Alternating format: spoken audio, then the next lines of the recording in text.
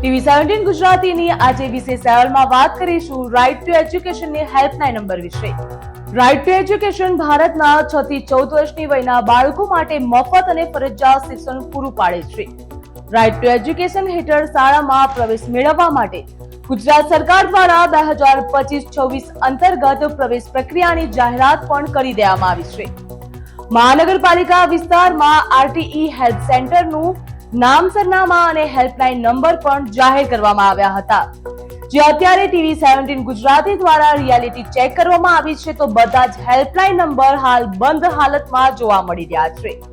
મોરારજી દેસાઈ ભવન, જિલ્લા પંચાયત શિક્ષણ સમિતિ કચેરી તેમજ કોઈ પણ જગ્યાએ આ હેલ્પ નંબર ચાલુ નથી તો હાલ વાલીઓ પણ ચિંતામાં મુકાયા છે કે આગળ કરવું શું, તો હાલ વાલીઓ મૂંઝવણમાં મુકાયા।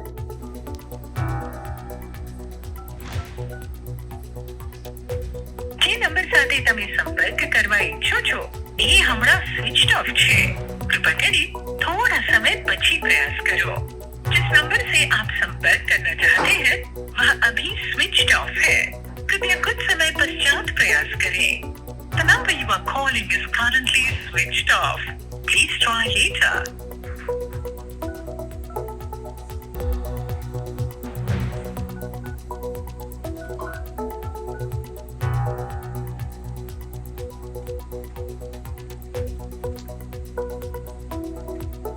નંબર પર કોલ કરો છો તે હાલમાં સ્વિચ ઓફ છે।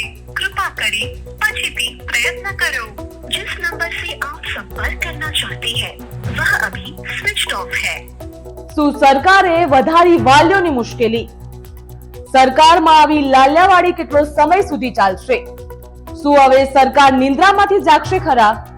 હવે જોવાનું એ રહ્યું કે સરકાર કેટલા સમયમાં હેલ્પલાઇન નંબર ચાલુ કરશે। ટીવી 17 ગુજરાતીના વિશેષ અહેવાલમાં હાલ બસ આટલું જ। વધુ સમાચાર માટે આપ જોતા રહો ટીવી 17 ગુજરાતી।